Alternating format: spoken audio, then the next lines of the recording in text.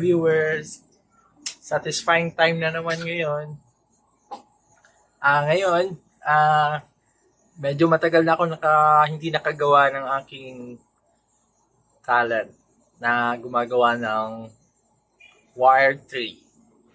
Wire bonsai tree. So, medyo matagal na yung last na upload ko pag gagawa ng wire tree. Itong talent ko na to, actually, nag-start to nung, matagal ko nang alam to, pero simulan ko to naisip ko talagang gawin nung nag-start ang pandemic. Kaya,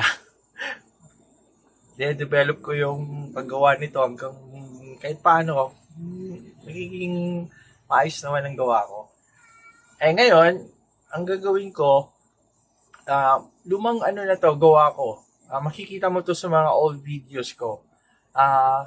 Cascade style to na ginawa ko. Naka on the rock siya. Straight stone yung ginawa ko. So ito, gusto kong mangyari dito kasi gusto kong i-recreate siya. I-recreate ko tong cascade wire style wire tree. And i-repat ko siya. May nabili akong medyo maganda na pot.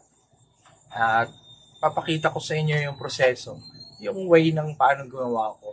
At ibang wire na ginamit ko dito. Copper wire siya pero manipis siya. Ipapakita ko sa inyo kung ano yung size ng wire. At ano yung tree na to. Papakita ko muna. Tapos papakita ko sa inyo lahat ng proseso. So, hope you enjoy this vlogging nito. So guys, ito yung wire tree na old cascade na gawa ko. Copper wire siya. Kasi manipis ito na wire. Ngayon, ang gagawin ko ngayon, i-recreate ko ito. Magkakaroon siya ng magdagdag pa ako dito ng mga style niya na mga dahon niya. Saka yung mga roots niya, dagdagan ko. Tapos, ito yung pot. Lilipat ko siya dito sa pot na to. Bilog siya, pero maganda siya. Maganda siya. Ito yung wire na ginamit ko. Number 35. Napakanipis nito, guys. Napakanipis nito. Kung pansin nyo, halos hindi nyo makikita ang nipis niya. Ngayon, obviously, gagawa ako ng marami na i-combine ko yung nipis niya para makaproduce ako ng ganito kakapal. Tapos at least mga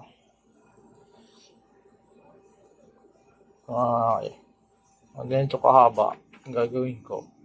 So i-attach ko na lang siya dito para makaproduce ako ng ibang branches, ibang style na So ito ginawan ko ng gusto ko to dagdagan dito sa likod. Para yung mga roots niya madagdagan din. Dagdag ako, parang papalakihin ko to dito. Yung cascade niya tama lang yung haba niya. Maganda naman yung tsura niya. So lilipat ko to dito sa pot na to. Ceramic pots to eh. Ngayon sinubukan ko na siya, nilagyan ko ng bato saka sa glue, kung didikit siya, dumikit siya. Sabihin, okay to siya na dikitan ng ganitong stone. Slate stone to. Tawag nito slate stone. Ito kagandang stone to. Ito yung karamihang ginagamit sa mga garden, mga design ng mga garden. Same time, sa mga bonsai rin. Napakatibay. So, parang yung design niya. So, yan. Guys, ito pala. Bakit, tataka kayo kung bakit ito yung ginagamit kong wire. Ganyan siya kanipis. Pwede naman yung mas makapal. Actually, sinubukan kong ganito kasi maganda kasi siya pag nabuo ko na siya, Tapos igagawa ko ng yung dahon niya. Maganda yung ano niya. Maganda siya tingnan. Yung texture nito na ganito kanipis, pag i-combine mo, tapos pag iikot-ikot mo na to, i-twist mo na for the leaves. Maganda siya tingnan. Pinong-pino, tsaka madali din siyang gawin. Lambot lang kasi siya. Okay guys, ito na yung yung nagawa kong mga wire na ko. Combine ko na-attach ko na. Ibang dito, kasi gusto ko dagdagan dito. So kanina, sabi ko nga na, kaya pinili ko tong wire na maninipis na to. Maganda kasi siya tingnan pagdating sa,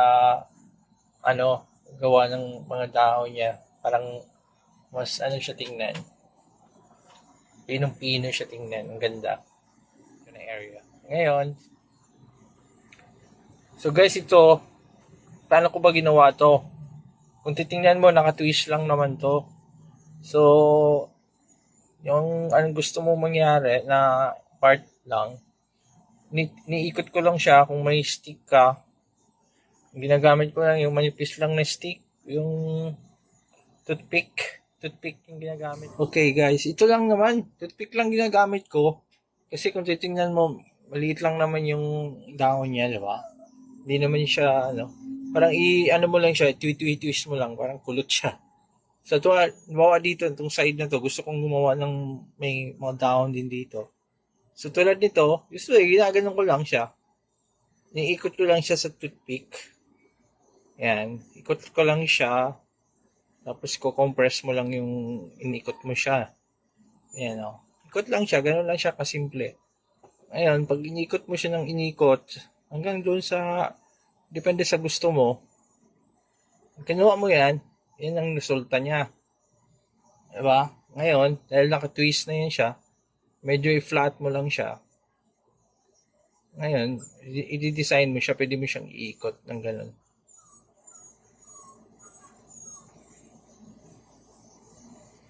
Yan, na-flat ko yan sa flat ko lang siya. Ayan, kita nyo? Focus mo siya konti. Diba maganda tingnan?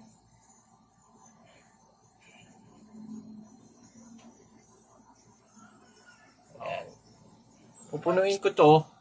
I-recreate ko talaga to. Nababaguhin ko. So, hanggang matapos ko to guys, papakita ko sa inyo yung final na nagawa ko dito. Ganun lang siya kasimple. So, depende sa'yo kung anong gusto mong talagang matetest yung pagiging artist mo dito. Kung anong gusto mong design sa puno. So, pagiging creative mo pala. Yan, pagiging creative. So, you have to be creative. So, making this kind of art, no? So guys, nalipat ko na spot. Hindi pa siya final, pero marami pang gagawin dito. Ngayon, dadagdagan ko to ng accent na stone dito. Mas maganda siya tingnan.